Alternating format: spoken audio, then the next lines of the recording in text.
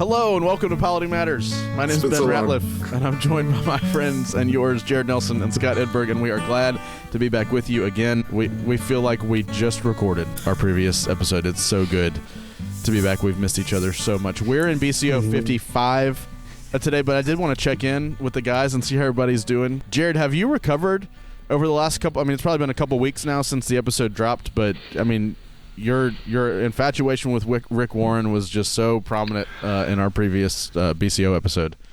Have you gotten over it?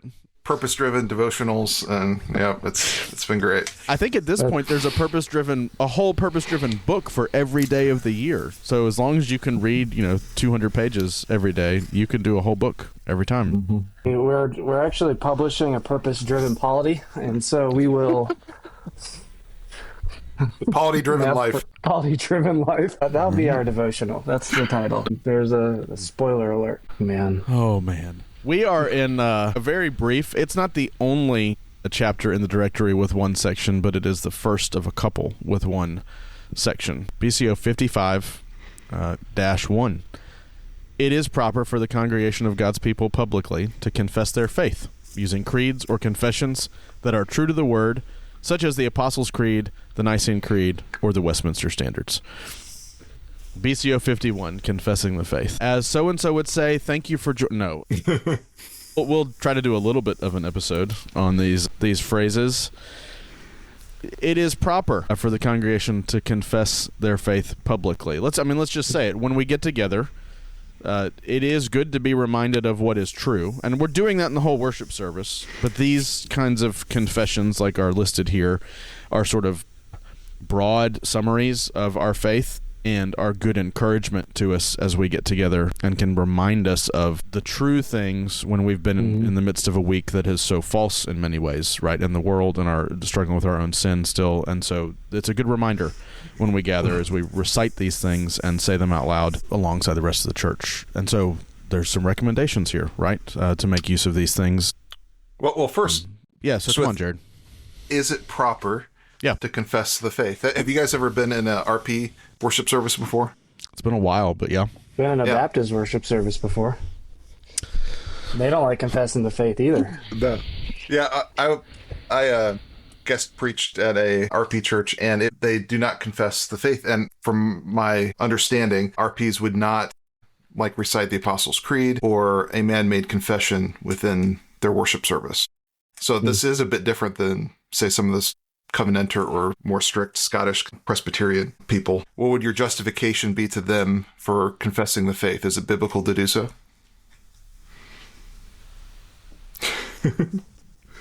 Those hard questions. It's certainly not unbiblical to do so. It makes me think of the line of, well, ma'am, I can certainly assure you our paper's not more flammable than anybody else's. Well, I think of Hebrews 10:23, right? Let us hold fast the confession of our hope without wavering, for he who promises faithful. That would be a place that I would go to say, we're told to confess our faith. I think that's appropriate within the worship service to do so. And so that'd probably be the place that I would go to say, I think it's proper for us to do that.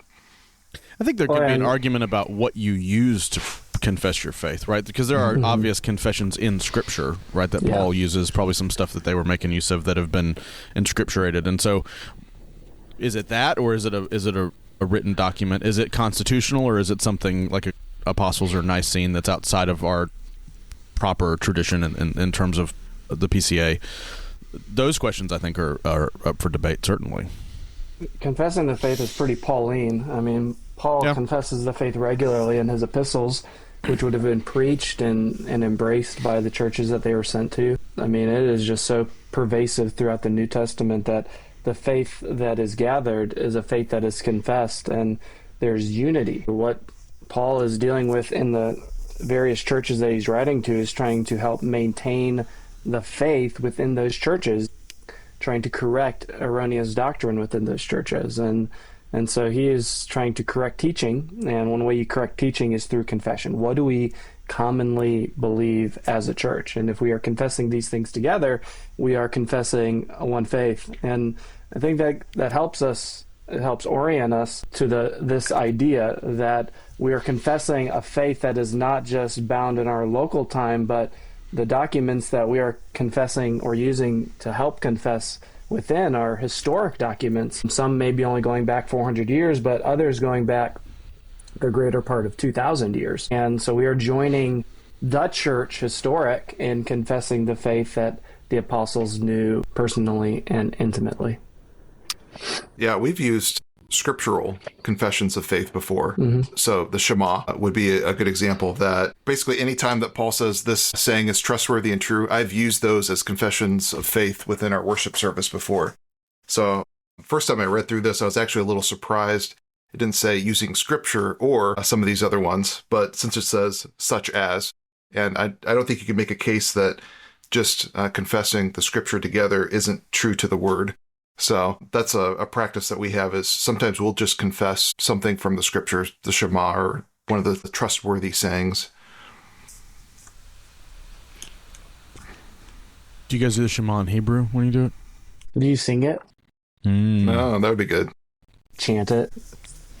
I did have a guy one time visit. This was a previous church. He visited our church. He was dating a girl that was a member of our church, and he would come, and after several visits, he and I wound up having a meal together, and he said, "Can I ask you about the weird thing that y'all do?"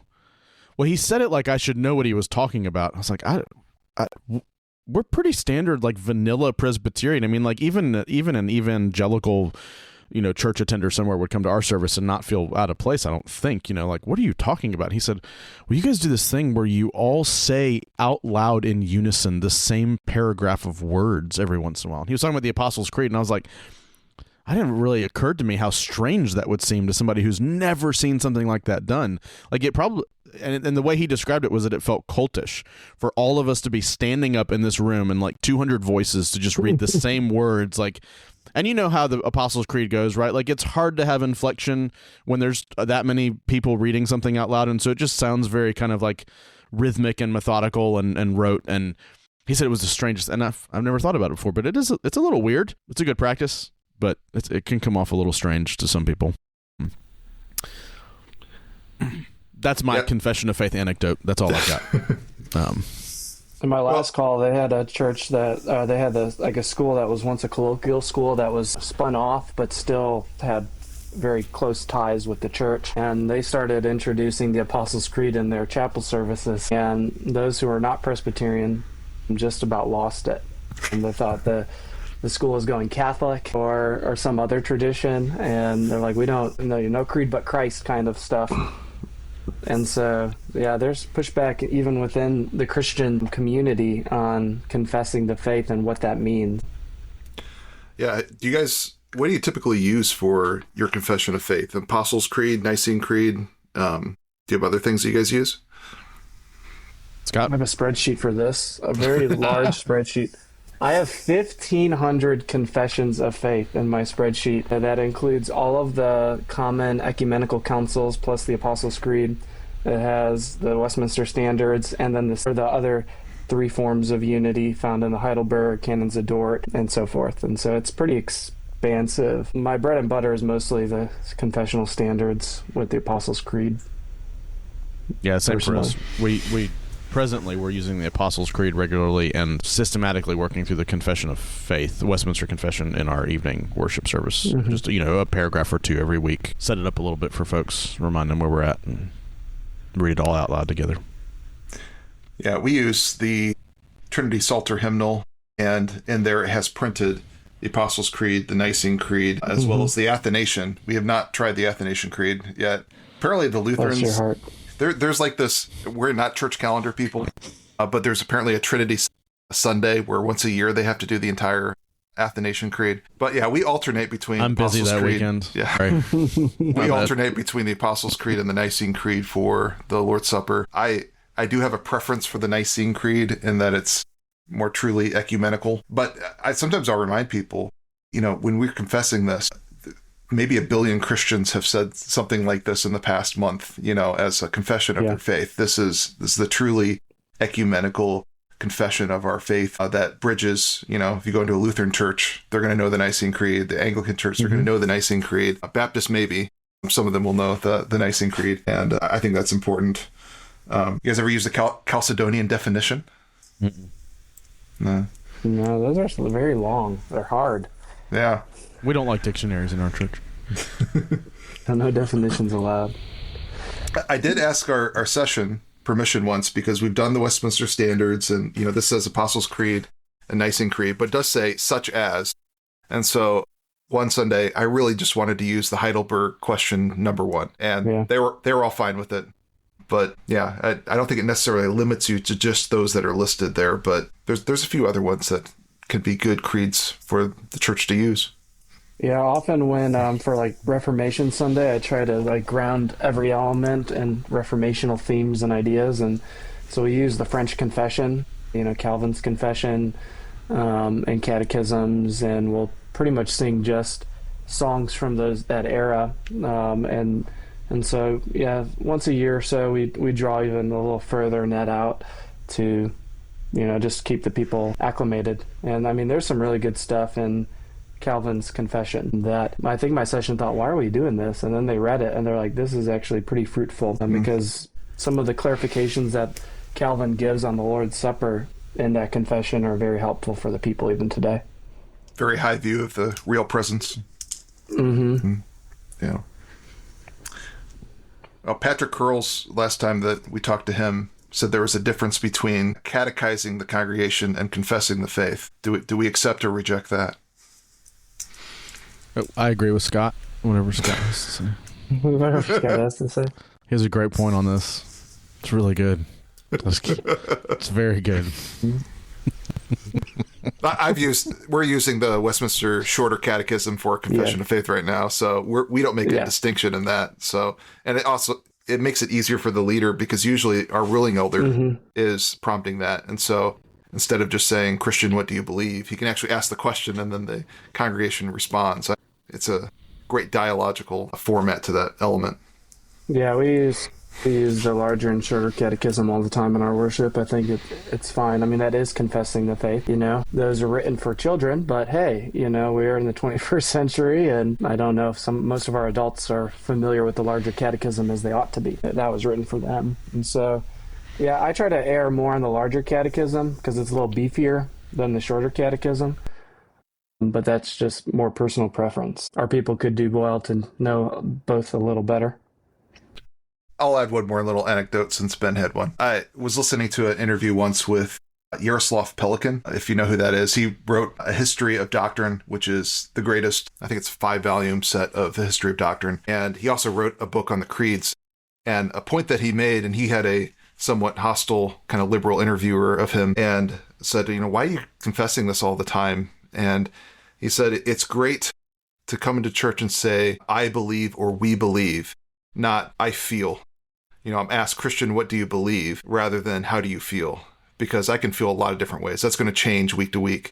But this grounds me in something that says this is true whether I feel it or not. And I think that's such a great reminder of our confession of faith is this is true no matter whether I came in here really feeling it or not, whether I came in here with sorrows or I came in here with praises. It is true that Christ has died for my sins, whether or not I'm really feeling it right now.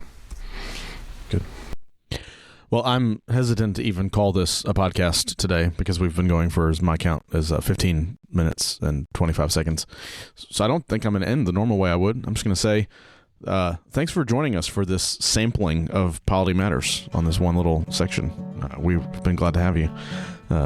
You guys know where to find all our stuff. You know where to support us.